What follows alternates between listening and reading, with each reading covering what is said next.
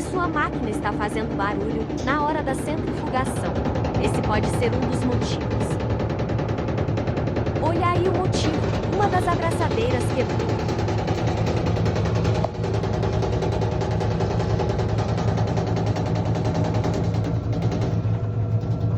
Mangueira presa novamente e máquina centrifugando em silêncio.